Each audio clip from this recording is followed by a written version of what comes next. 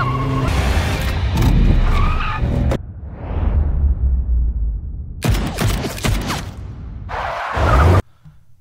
awal film kita melihat gadis pirang bernama Noah. Dia sedang mengemas seluruh barang-barangnya kecuali satu foto bersama ayahnya.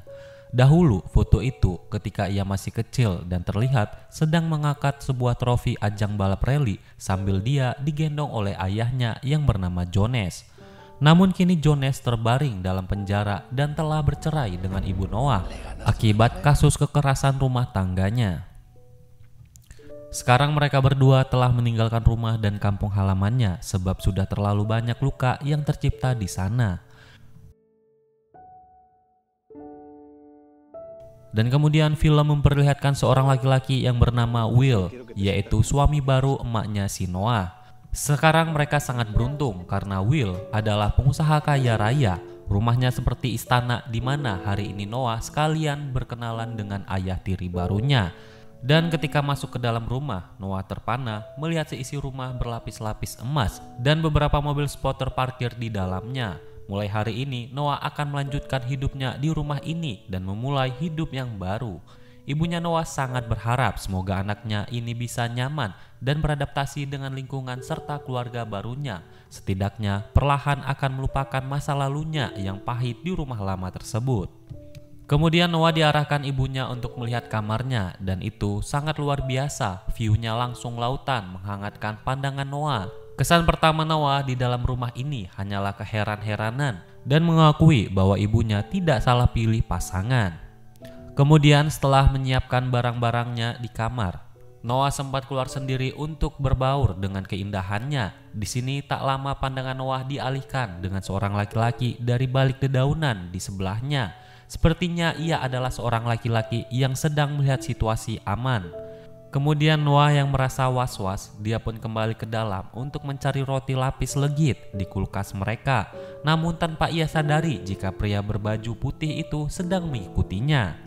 Pria itu ternyata anaknya William yang bernama Nick. Dan perihal garis keluarga Noah dan Nick sekarang jelas adalah kakak adik namun sebagai saudara tiri.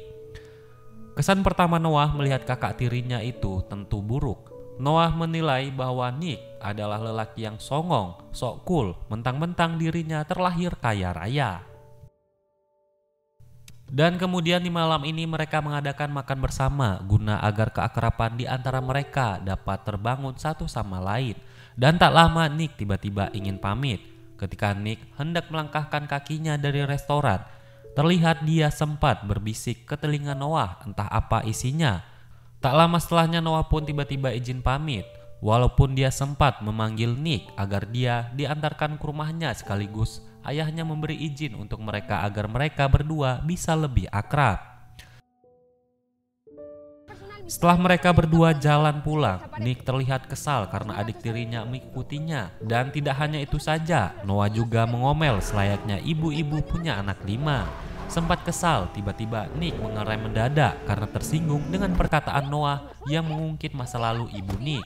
Dia pun dengan sangat kasar memaksa Noah untuk turun dan pulang jalan kaki. Noah merasa sangat kesal dan ditambah lagi HP-nya kehabisan baterai. Dia pun sangat bingung entah bagaimana caranya dia pulang ke rumah.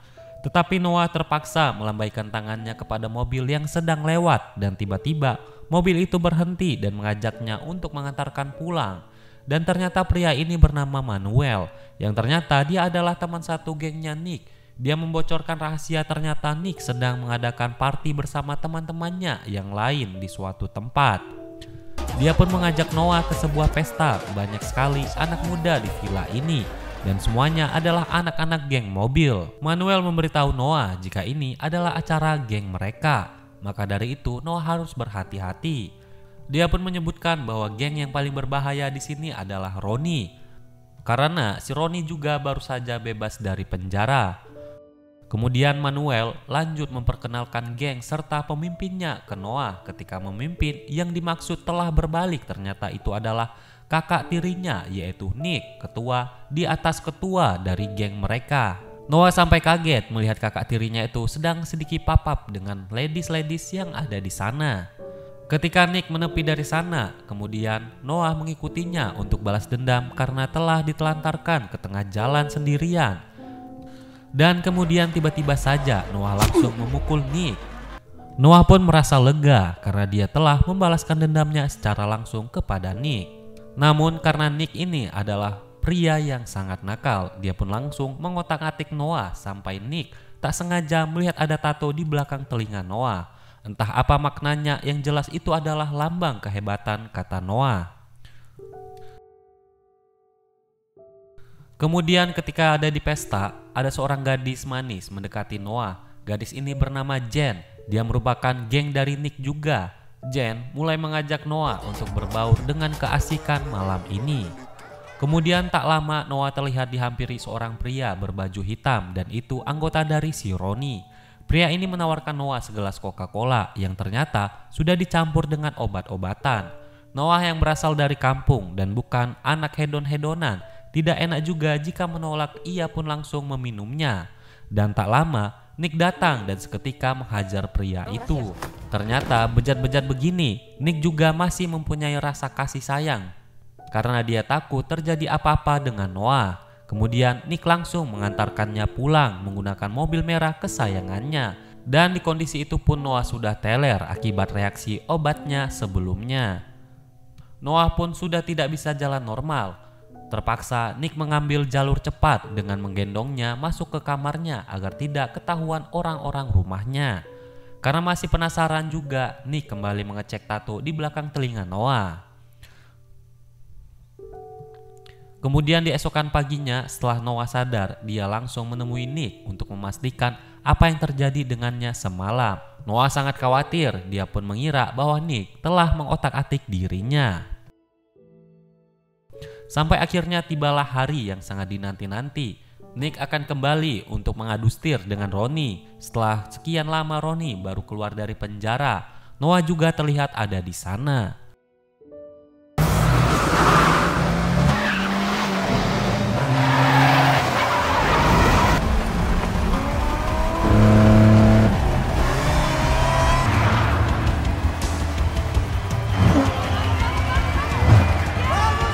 Setelah melakukan balapan yang cukup menegangkan, ternyata Nick adalah pemenangnya. Di sini Noah yang terlihat dia adalah mantan pembalap, dia pun cukup tergugah. Lalu mereka semua lanjut untuk joget-joget pesta meriah. Tak lama kemudian Noah terlihat sedang didekati oleh seorang pria. Nick melihatnya dari kejauhan, nampak mengeluarkan aura emosi, entah itu efek cemburu atau bagaimana. Bahkan Nick memaksa Noah untuk stay di dalam mobilnya saja, dia pun takut terjadi apa-apa. Setelah itu, Nick pergi mencari kekasihnya, Jenna, untuk lanjut meminum sambil berdansa. ¿Dónde estabas? No te he visto en toda la noche. Sedangkan Noah yang ada di dalam mobil Nick merasa bahagia seperti seorang yang sangat merindukan setir mobil balap. Tak sengaja Ronnie menghampirinya dan mengajak Noah untuk balapan. Tak terduga Nick hanya bisa menjadi penonton melihat Noah mengendarai mobilnya seperti monster jalanan dan itu melawan Ronnie. Sontak semua satu jalanan heboh ketika mengetahui jika yang mengendarai mobil ini adalah seorang wanita, yaitu Noah. Disinilah Noah mulai dikenal dengan geng-geng mobil besar di kota ini. Namun pada akhirnya Ronnie datang menyangkal jika ini tidak fair. Seharusnya Nick lah yang harus melawan Ronnie di final. Padahal sebelum itu Ronnie lah sendiri yang menantang Noah untuk adu joki. Tapi ya begitulah, orang yang merasa dirinya paling hebat biasanya tidak mau menerima kekalahan. Dengan mata melotot Ronnie meminta Nick untuk segera dibayar sebab katanya aturan tetaplah aturan. Nick pun ingin membayar Ronnie 246 juta biar semuanya selesai. Namun Ronnie masih tidak bisa menerima. Agar adil, Ronnie hanya punya satu permintaan, yaitu menginginkan mobil merah Nick. Namun di sini tidak diam begitu saja, mereka pun adu jotos. Tetapi di sini terlihat sepertinya Noah memiliki trauma masa lalu dengan ayahnya. Lalu Nick melihat tangannya Noah terluka akibat kerusuhan. Dia pun langsung membalutnya dengan kainnya. ¿Nos siguen? Parece que no. Di keesokan paginya kini kondisinya sudah mulai membaik, termasuk emosi batin serta tangannya yang sempat terluka. Sampai di malam hari orang tua mereka sedang sibuk dengan acara peresmian perusahaan-perusahaan milik ayahnya. Sedangkan Nick yang baru saja dari luar tengah melihat Noah sedang berbaring sendirian di sofa. Nick tidak langsung masuk ke dalam kamarnya, namun ia mencoba datang duduk di samping Noah. Baru kali ini kita melihat Nick bersikap gugup bersebelahan dengan adik tirinya. Lalu Nick mulai berkata jika kemarin bolak-balik itu mustahil, bagaimana engkau bisa melakukannya. Noah pun memberitahukan bahwa dia memiliki skill balap mobil itu dari ayahnya. Karena ayahnya adalah seorang pembalap senior, Noah telah dilatih balap oleh ayahnya dari sejak kecil hingga telah memenangkan beberapa pertarungan. Nick sangat-sangat tidak menyangka jika adiknya Noah ini adalah lebih keren dari dirinya. Terlepas dari itu, Noah juga memberitahukan Nick jika ia selalu dihantui oleh rasa takut jika mengingat sosok ayahnya yang begitu kejam, bahkan ia pernah berniat untuk membunuh Noah dengan ibunya. Tapi entah kenapa, kedua saudara tiri ini kadang-kadang saling curi-curi pandang, lalu perlahan saling menghampiri hingga terjadilah hal yang tak pernah diduga-duga. Ternyata mereka ini diam-diam saling menyukai, meski sama-sama menyadari jika perasaan itu tumbuh di tempat yang salah. Karena cinta mereka adalah cinta terlarang antara kakak dan adik tiri. Namun di saat mereka akan melakukan sesuatu, tiba-tiba seseorang datang dan mereka berdua pun hampir keciduk. Di paginya ada pemandangan menakjubkan ketika Noah mencuci mobil. Nick pun tak mampu melihatnya, dia pun tidak tinggal diam. Dia pun langsung keluar rumah dan menyender di tiang lampu sambil terus memandangi Noah. No, habíamos quedado en que no te podías acercar a mí. Dan tak lama kemudian dari belakang datang mobil putih, entah siapa pengendaranya. Setelah dicek ternyata ia adalah kekasihnya Noah. Dia pun datang dari luar kota. Di sini kekasihnya Noah datang karena dijemput oleh ibunya Noah. Di sini pun Noah sangat terkejut karena ibunya langsung membawa kekasihnya ke sini.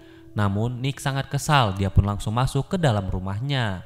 Kemudian Dan memberi Noah satu kecupan kerinduan. Dari balik jendela, Nick menyaksikannya kemesraan itu hingga membuat dia merasa emosi dan cemburu. Selama beberapa hari Dan akan menginap di rumah Nick. Hal itu pastinya akan membuat suasana jadi kacau. Terlepas semua ini, Noah sepertinya sudah tidak ada rasa lagi dengan Dan. Karena Noah telah menemukan kebahagiaannya dengan kakak tirinya. Setiap hari Dan selalu mengajak Noah menepi dari keramaian. Namun selalu batal akibat Nick yang mencampuri mereka. Jelas itu semua sikap dari kecemburuan Nick.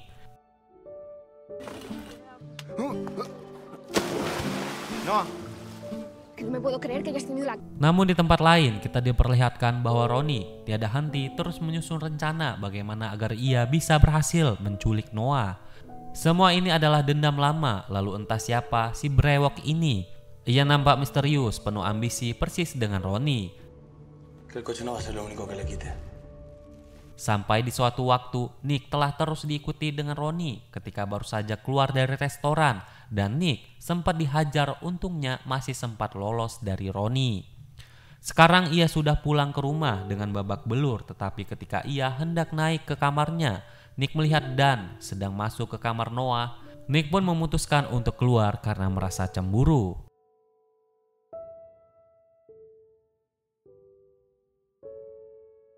Namun ketika berada di taman, ternyata Nick melihat Noah sedang baring. Nick mengira bahwa Noah pasti cari aman dari kekasihnya Dan. Kemudian Nick menghampiri Noah lalu duduk di sampingnya. Disinilah Nick baru sadar setelah dia melihat ada sebuah goresan di perutnya Noah.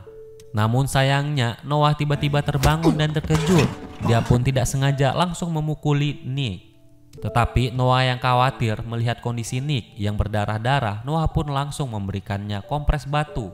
Dan tak lama Dan yang sudah dari tadi mencari Noah keluar, menciduk mereka berdua sedang asik bercumbu. Disinilah Noah sadar jika sudah tidak ada artinya lagi kekasihnya berada di rumah ini. Di malam harinya mereka berdua ketahuan seranjang oleh ayahnya Nick.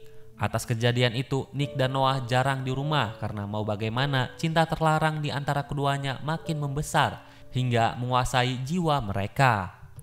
Hari demi hari, malam demi malam mereka pun terus bersama. Takut sekali ada sekat di antara mereka. Melalui kebahagiaan ini tiba-tiba muncul pertanyaan filosofi dari seorang Nick. Katanya dari manakah bulan itu diciptakan? Dan apa alasan dari penciptanya sendiri betul-betul itu menggugah rasa penasaran Namun yang lebih mendalam sebenarnya Nick memberitahu Noah jika mencintai itu adalah sebuah dosa, maka kitalah orang paling berdosa di daratan itu. Suatu hari ketika Nick singgah beli minum bersama Noah, Noah pun ditinggal sendirian di dalam mobil sambil menunggu Nick. Namun hal yang tak diinginkan pun tiba-tiba terjadi. Di sini pun Ronnie telah berhasil menculik Noah. Belum beberapa menit kejadian itu, sudah beberapa polisi serta detektif standby di rumahnya ayahnya untuk menelusuri peristiwa yang menimpa Noah.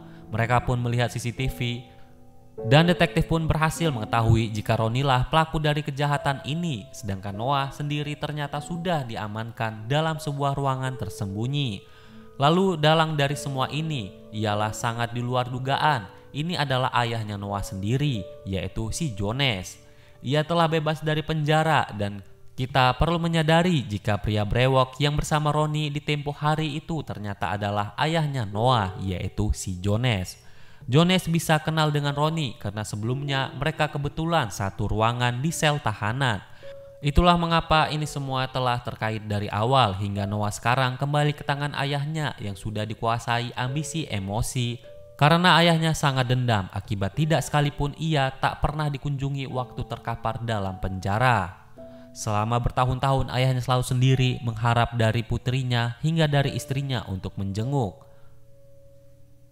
Namun di sini ayahnya sudah sangat dendam, apalagi jiwa psikopat dalam tubuh Jones ini memang terlihat sudah merajalela. Maka tidak ada yang lain di pikirannya selain menghancurkan kebahagiaan Will dengan mantan istrinya. Jones mulai menyusun strategi. Dia mengambil ponsel anaknya si Noah, lalu menghubungi mantan istrinya agar lekas ketemu di dekat pelabuhan. Tapi dengan satu syarat agar Noah bisa kembali dengan selamat. Jones meminta uang tebusan dari Will. Sesuai perjanjian, Will dengan ibu Noah sudah standby menunggu kedatangan Jones. Di sisi lain, detektif sudah siap siaga menjebak Jones jika sudah tiba di sana. Namun tidak segampang yang kita kira, Jones bukanlah orang bodoh. Dia pun mulai melihat CCTV buatannya yang disimpan di tempat di hadapan Will dalam lubang kotak tersembunyi. Ia dapat memantau pergerakan mereka semua dari dalam ruangan. Sampai akhirnya Nick mengingat jika di dalam mobil terdapat pelacak asuransi. Setelah dia mengetahui posisi si Jones, Nick pun langsung bergerak cepat ditemani seorang detektif untuk segera mengeksekusi Jones. Di bawah ancaman ayahnya, Noah terlihat sedang mengendarai sebuah mobil milik Nick. Tetapi di sini dia bukanlah bahagia, namun dia sedang meneteskan air mata karena tekanan dari ayahnya yang membuat dia trauma dan mau tidak mau dia melakukan perintah dari ayahnya. Di sini pun terlihat aksi kejar-kejaran antara Noah dengan Nick. Tetapi pada akhirnya Jones tertembak oleh Nick dan Noah dengan aksi kebut-kebutan mereka. Sementara Ronnie tertangkap dan kini telah usai.